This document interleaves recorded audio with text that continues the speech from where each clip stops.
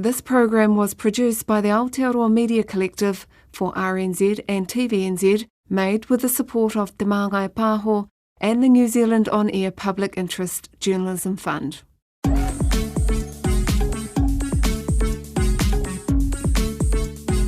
This is a story that begins amidst the razzle-dazzle of downtown Auckland City. Look at me, I'm dancing. And stretches all the way to some of Aotearoa's most economically deprived communities. Noko nei hau. O tēnei marae o Winiata, o te rano te rohe whānui o Māori Pāho. It involves a new trading market and an ambitious plan to help save the planet from climate change using Māori land. We come to you to access your land. Backed by some of Te Ao Māori's most influential leaders. To put together a deal that we think is better than anything being offered anywhere in the country. And at the centre of it all, Javan Gter, a person whose extravagant lifestyle and wheeler-dealer attitude has seen him wind up in the middle of a controversial court case. To put it bluntly, it was to stop a victim from testifying in court. The Māori Carbon Foundation's scheme set out to convince Māori organisations that money really does grow on trees. It sounds almost too good to be true. So who's behind the Māori Carbon Foundation and its associated entities? And what benefits, if any, has it delivered to Māori who've engaged with it? We've decided to investigate.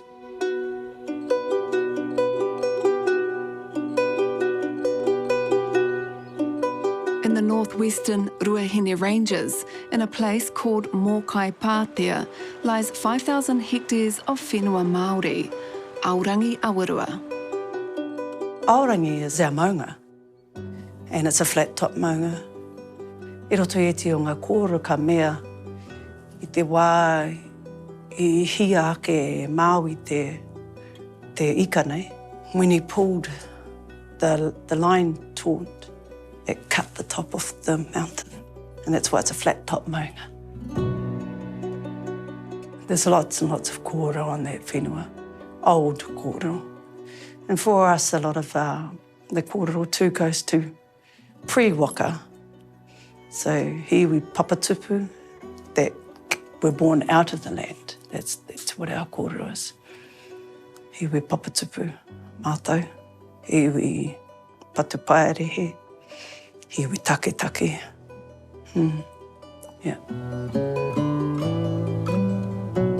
Aorangi Awarua is rich in history and biodiversity, but it's completely landlocked, an injustice that's an ongoing source of despair for descendants like Āwhina Tumi. We have vast amounts of whenua, rolling lands, the native grasses, native trees. It's just getting there. You can't get there unless you've got a helicopter.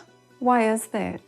Part of the things that's supposed to happen when you partition land is that a leeway is supposed to be allowed to allow them access to your land. Well, you know, those just didn't happen for some reason. And we know that it was a tool that was used in the day.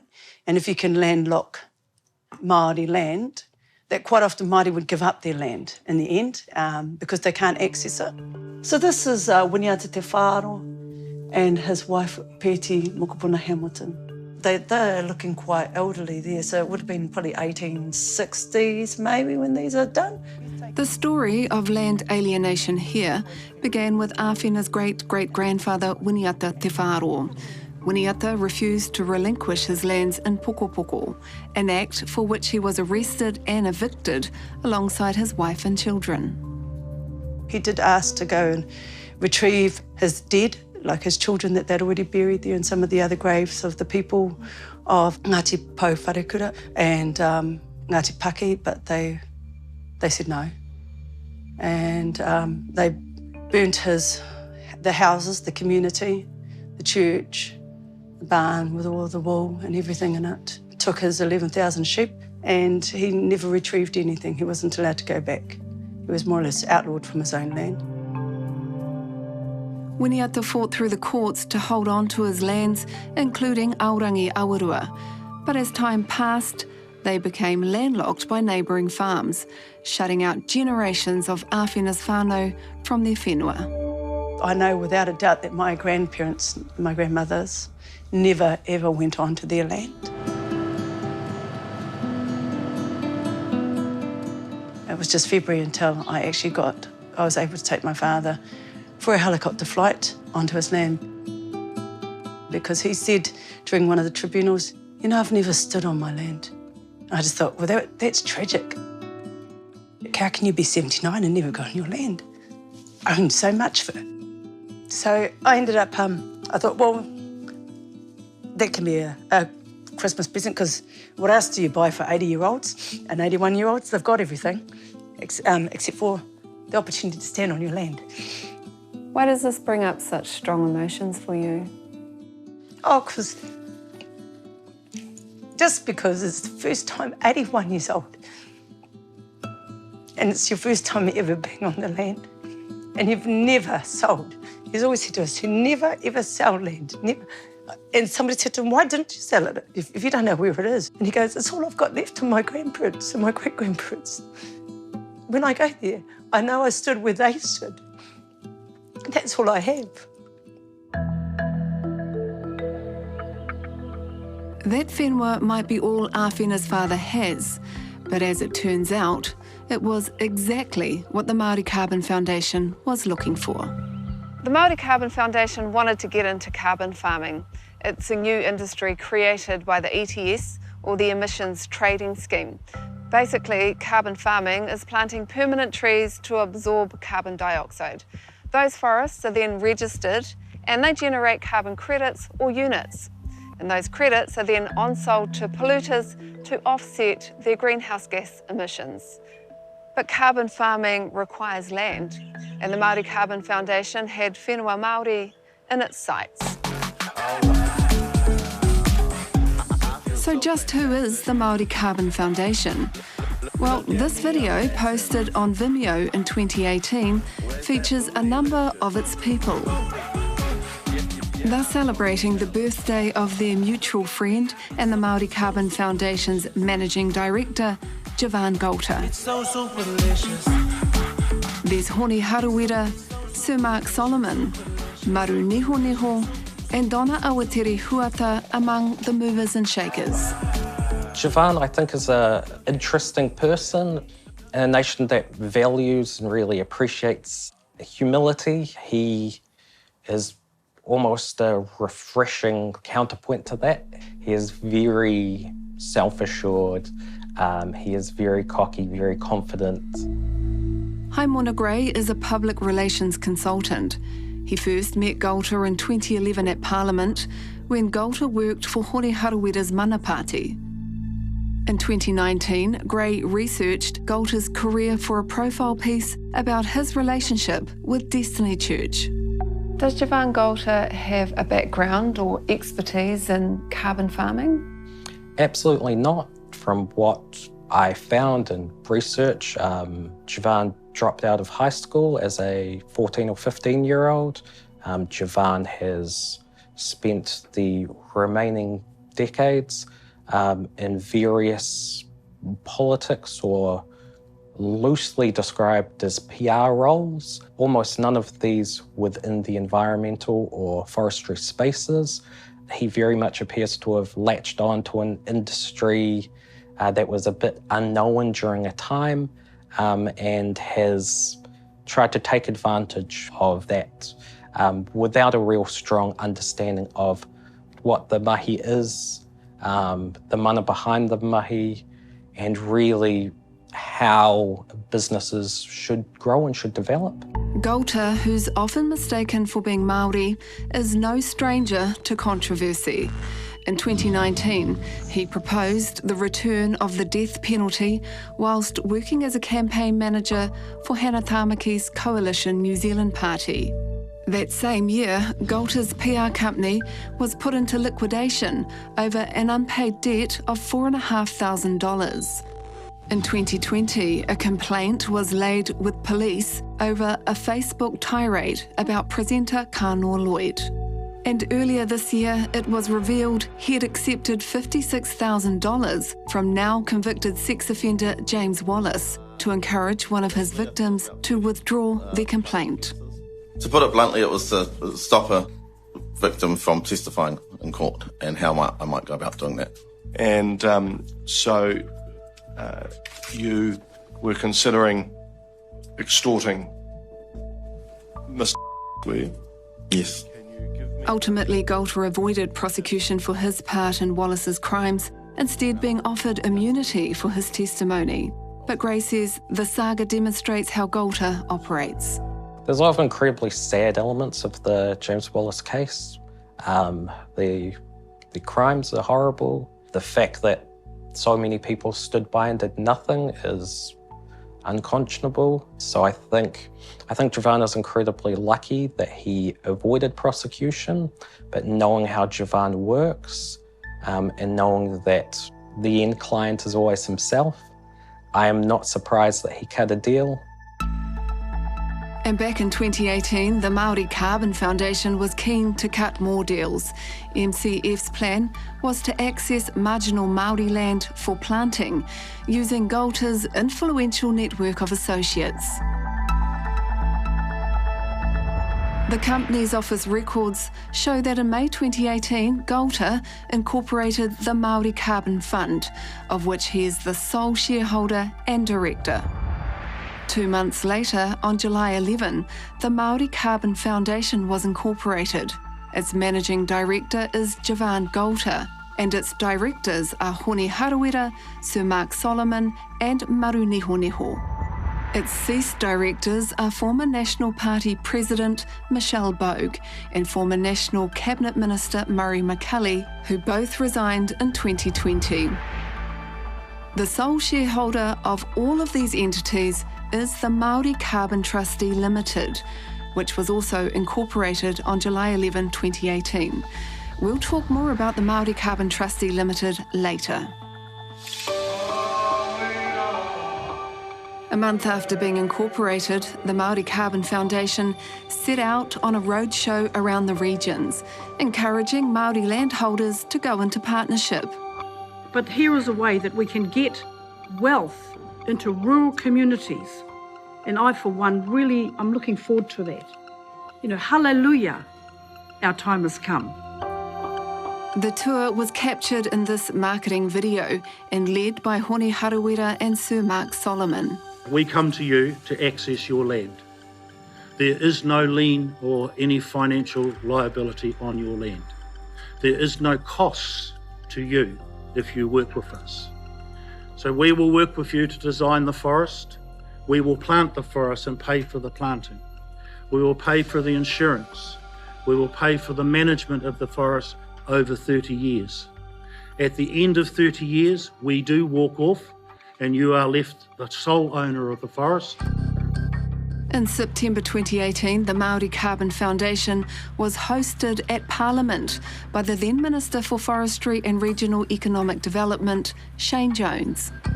We have the Māori Carbon Foundation, which will take the role of facilitating relationships with our landowners, an important responsibility given the sad history which has affected many Māori land owning blocks. And the company structure was growing. MCF established the Office of the Māori Climate Commissioner and appointed Donna Aotearoa as its lead. It also announced the establishment of the Māori Carbon Social Trust, chaired by a respected rangatira. Our ambitions will challenge the status quo, and we intend to address the social needs of the communities in which we operate. Dealing with these costs takes leadership, which is why it will be chaired by the Honourable Dame Tariana Tuni, who will oversee the distribution of funds allocated by the Māori Carbon Foundation to economic, environmental, cultural, social, philanthropic, regional and community projects nationwide. The message being delivered by the Māori Carbon Foundation resonated with David Steadman. Steadman is a relation of Āwhina and was a trustee on the Aorangi Awarua Trust Board. When did you first hear about the Māori Carbon Foundation? I'd heard about carbon and heard about the 1 billion trees at the time with Shane Jones and all that type of thing. So started looking into it from there, really, and that's when it was sort of first brought to my attention about, you know, carbon and the emissions trading scheme. And what was it about that kaupapa that appealed to you? Well, it was an opportunity to become sort of like regional leaders for us as Māori in our area of Mokai Pātea and Taiape. No one was sort of looking into the emissions trading scheme and carbon at that time. During 2019, David and representatives of the Aorangi Awarua Trust met with the Māori Carbon Foundation a few times to get a better understanding of what was involved. We were all excited. It was awesome to be going in that pathway of somewhere we hadn't done before. And I wouldn't say it was scary, but it was just hard because, you know, we'd never been to something of this level before. Meanwhile, a new Māori carbon entity was incorporated, the Māori Carbon Collective. Its directors are Honi Harawira and Sir Mark Solomon, and its sole shareholder is the Māori Carbon Trustee Limited. Then, in November 2019, the Māori Carbon Collective was invited to attend Aorangi Awarua Trust's AGM to present their carbon proposal. Āwhina attended alongside her father. Were you excited by the carbon kaupapa? No.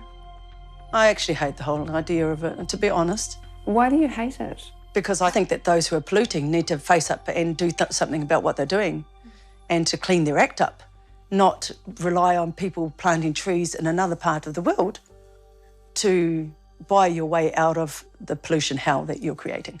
So, so I've never liked the idea, but, you know, you go to these hui and you listen to the kaupapa and, you know, and everyone should talk, and if that's the way that the vote went, then I might have only objected largely.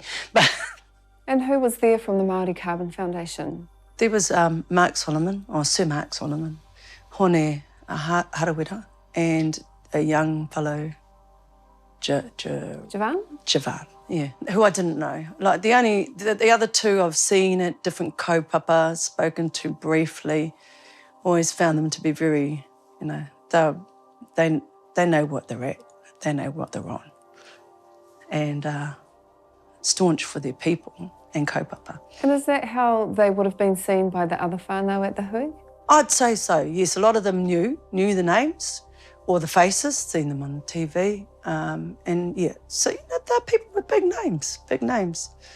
And when you talk about this kaupapa of the Māori carbon credits, there were other big names to go with them. So we'd had a really short introduction to the kaupapa through one of the board members who had given a report. And it was only like a bit of a 2-page report on sort of how they got started, talking and what the kaupapa was, so the carbon credits. So after David Steadman's report, who spoke? Sir Mark Solomon came forward and he started to talk. And he's a, you know, very lovely speaker. And then some of the questions started to come forward.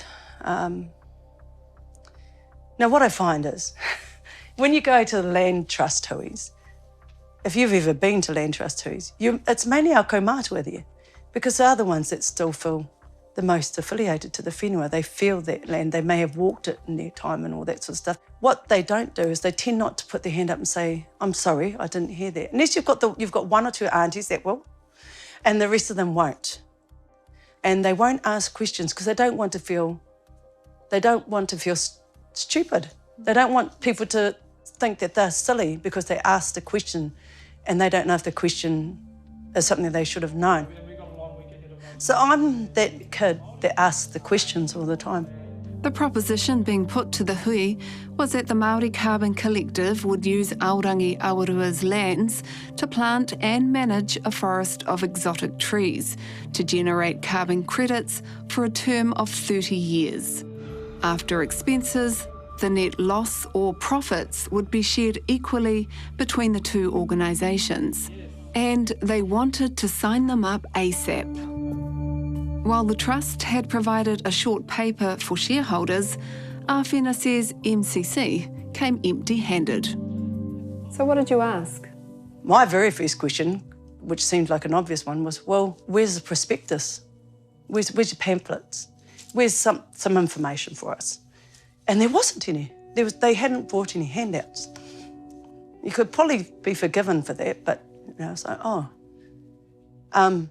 Well then, how do there's a lot of people, this is their first time knowing about it. You've got to give us time to digest this. And, well, what's your success rate like? Where have you been? What have you done? They didn't really have any at that time. I don't know how far into the business they were at that time, I'll be honest. But, if you can tell us some stories about where you've been and what you've done, and well, we didn't get any. It wasn't that long afterwards that Sir Mark had to leave to go back to catch his plane, and that left Hone and Javan there with us. Then what happened? And so, because I don't get answers to the first lot of questions, then I ask more questions, because, you've come to pitch us a business deal. This is business, sort of thing. So I'm asking, well, what about native trees? No, they grow too slowly. I said, well, that's why they're so good, And you said something about native trees, you'll get more per carbon credit than you will for the pine trees. And they're saying, oh, but the pine trees gets a faster turnover of money. Āwhina wasn't convinced, and she was deeply troubled by the idea of contracting her ancestral lands for 30 years. So when you were asking these questions, what was the response? Well, because there's only 2 left now, the responses became short and started to get curt. And at one time there, I remember, I got the Missy. Well, look, Missy. Who called you Missy? Hone. So, I appreciate Hone in lots of different fields, but I don't appreciate being told in my own marae, now look here, Missy. And so that's what really got me. It's like, okay, there's something. So then I asked more questions. After telling them, don't you call me Missy? Nō ka tēnei whenua, nō ka tēnei marae. Kua titi o ngā trati, o ngā shareholders I konei. So it's like, we have questions, you need to provide us with the answers. You need to provide us with the answers. And if you can't, I said, if you brought us a perspective, just even a one-pager, I wouldn't be asking the questions, We'd have something to read. So how did the hui end? At the end of that kaupapa for us was we gave permission for the trustee to investigate the kaupapa further on our behalf, to investigate it further, because there was no answers. So we need answers. And so what I expected to happen was that the investigations would happen, research would come out to us, and then we would be able to vote on that. That's what I expected to happen. So your expectation was that nothing further would happen until more information had been provided to you, the shareholders of Aorangi Awarua? Yeah, that's my expectation. But that's not what happened. So what I have here in front of me is a carbon rights agreement. High Court records discovered by Mata show that in the months following the hui, Aorangi Awarua Trust entered into a carbon rights agreement, or CRA, with the Māori Carbon Collective to allow them to plant and manage 2,000 hectares of their whenua. But there were a couple of significant obstacles. The first was access to the landlocked whenua. The second, a Department of Conservation covenant, or kawenata, placed over the land that would prevent the planting of an exotic forest. We looked at ways of what we needed to do to achieve that. But looking back on it, we should never ever have signed that agreement without having done that first. We should never have done it.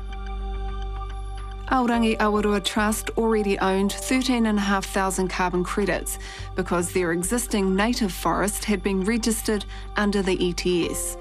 And what happened to those credits would destroy the relationship between the Trust and the Māori Carbon Collective. In a statement of claim to the High Court last year, Aorangi Awarua claims that in late 2020, David Stedman unlawfully transferred 13,500 units to the Māori Carbon Collective, and that MCC was a party to this unlawful appropriation. The units were valued at $300,000. We asked David for his side of the story, but it's now subject to a confidential settlement. Can you talk us through the transfer of Aorangi Awarua's carbon units?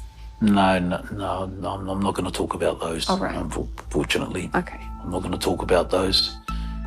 What we do know is that Aorangi Awarua began legal proceedings to remove David as a trustee and to cancel its agreement with the Māori Carbon Collective. Court documents show the Māori Carbon Collective denied Aorangi Awarua's claim of unlawful appropriation and lodged a counterclaim for $43 million in future lost profits. It's an extraordinary amount of money for any organisation, let alone a humble Māori land trust.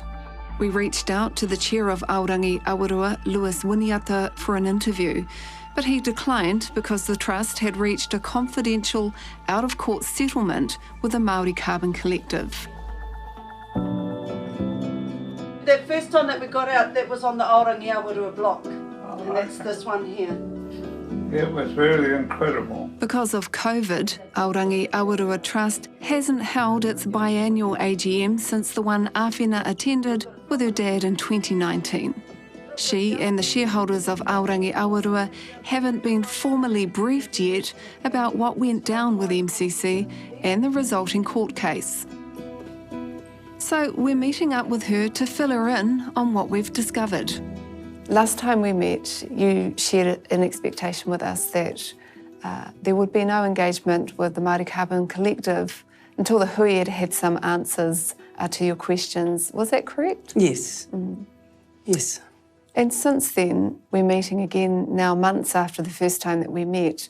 We've found out a few things about what has happened, and there was an engagement with the Māori Carbon Collective. We found court documents that show that a trustee from Aorangi Awarua transferred all of the carbon units to the Māori Carbon Collective, and that was David Stedman. Yeah, I had heard some whispers in the wind about some engagement had occurred, and I did know that there had been some discussions. I don't know how heated or anything they had become, but I had heard of that, but I didn't realise it was everything. Yeah.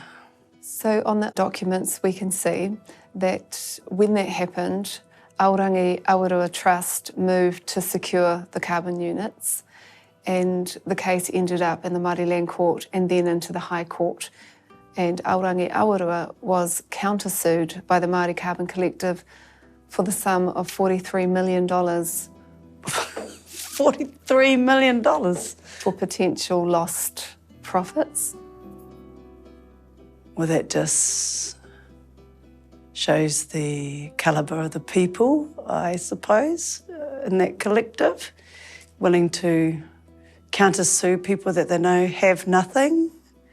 They were not able to make any real money off that land because it's landlocked. Yeah.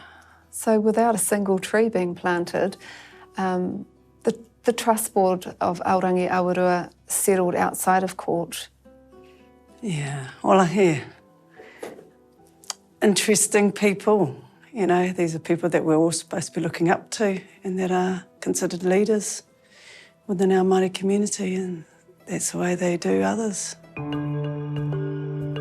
We wanted to speak to the leaders of the Māori Carbon Collective and its associated entities about what happened with Aorangi Awarua and to ask about their operation. The former directors haven't had any involvement for some years, and Donna Awatiri Huata told Mata the Māori Climate Commission is no longer associated with the Māori Carbon Group.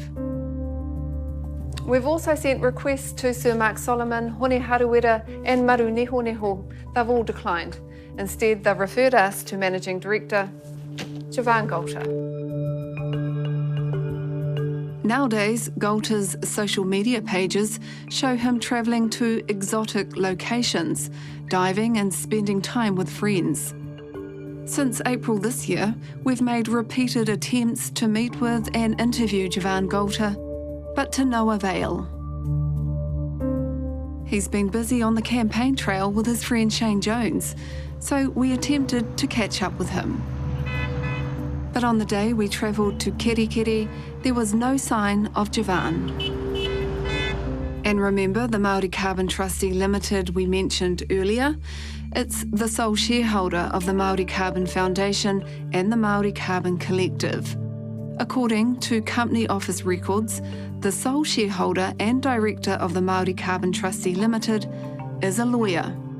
When we reached out to the lawyer about this story, they explained they had no personal interest in any of these companies. They were just a bear trustee, acting on behalf of their client, whose identity they couldn't reveal. And they referred us back to Gter and the directors of MCC. So just who owns and is profiting from these Māori carbon ventures remains unanswered. And there's more to ask, because there's another Māori land entity that's gone into business with the Māori Carbon Collective. Utakura 7 Incorporation is a land trust in the far north. And it went from being a bustling, thriving little community to becoming, well, what we see putanui Aotearoa, those smaller communities that just struggle. Tamaline Painting chairs its committee of management. Utakura 7 didn't have land available to plant, but it did have carbon units, and it decided to partner up with MCC. According to AGM minutes, Utakura 7 entered a contract with MCC to lease half of its 75,000 carbon units in return for a threefold repayment over 9 years. The first payment was due in February this year. The value of that payment was estimated to be around 2.8 million. But Mata understands that payment wasn't made.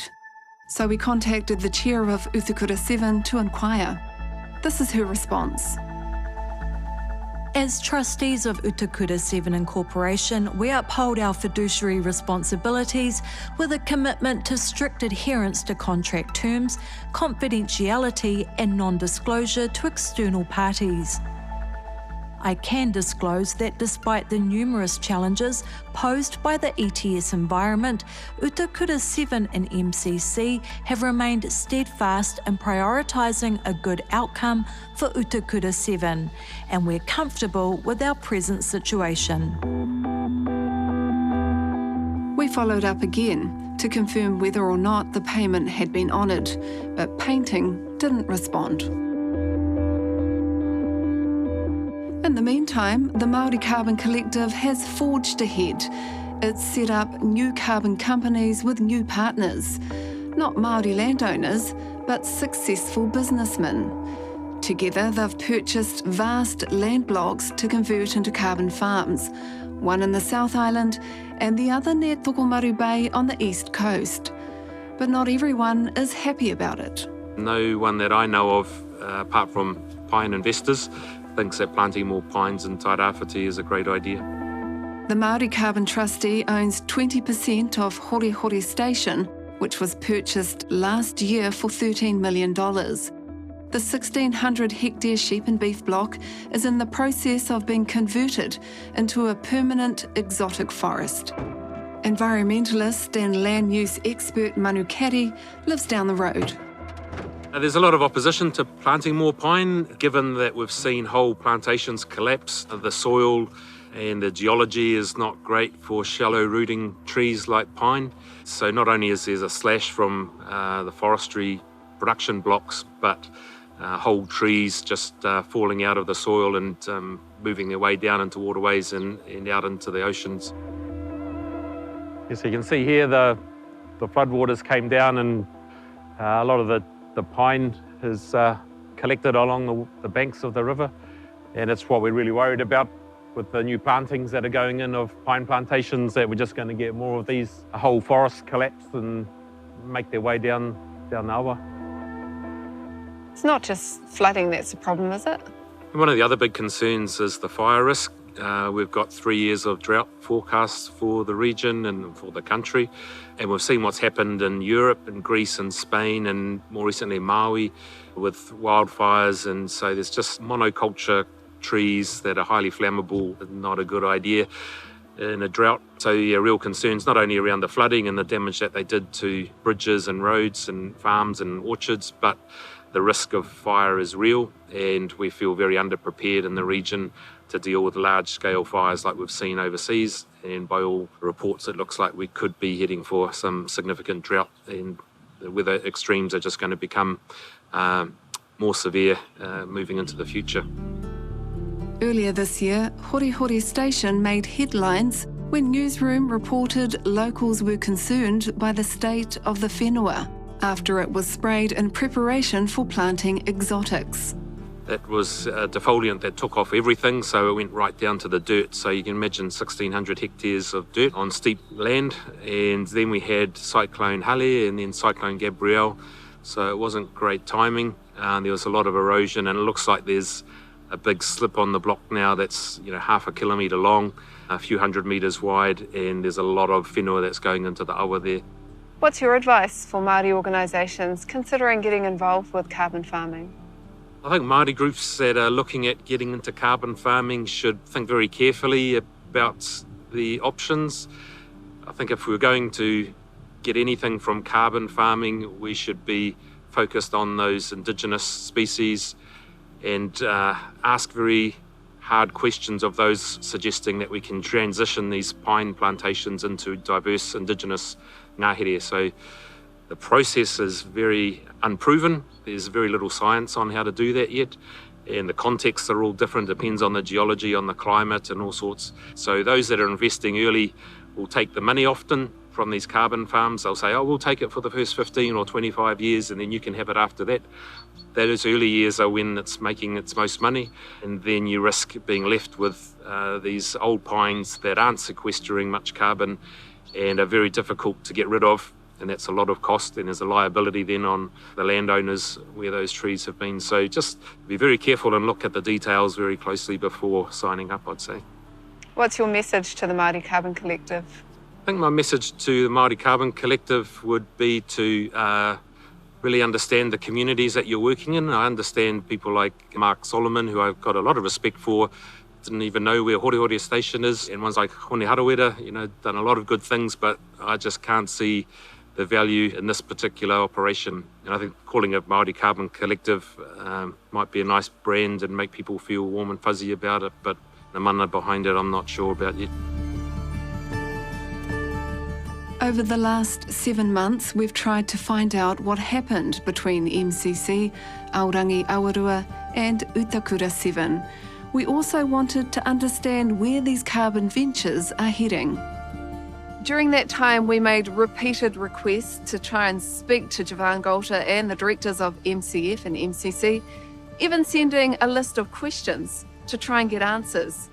But in the end, no one replied.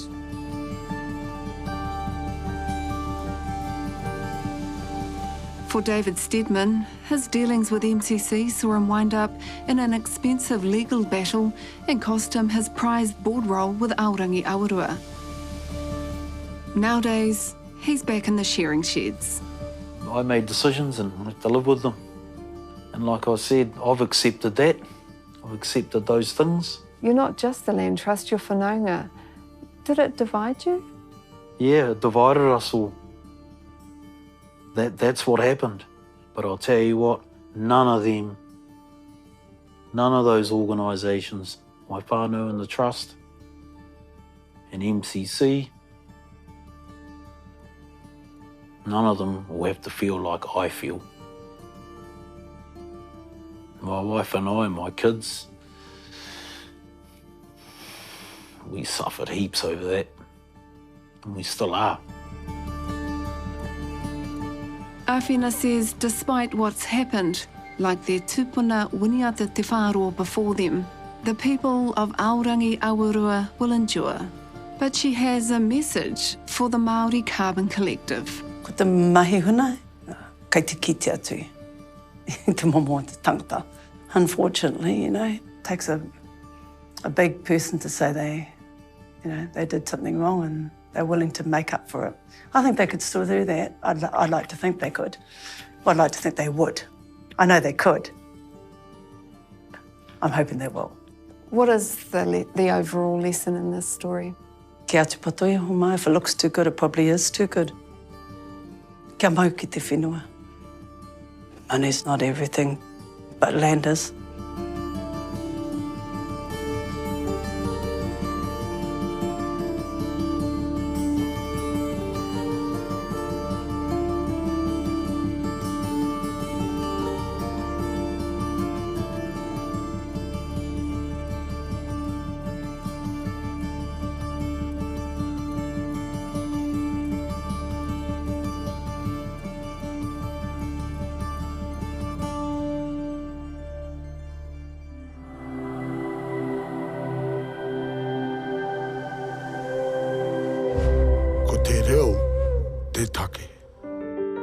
Ka nui te mihi ki te puna whakatonga rewa.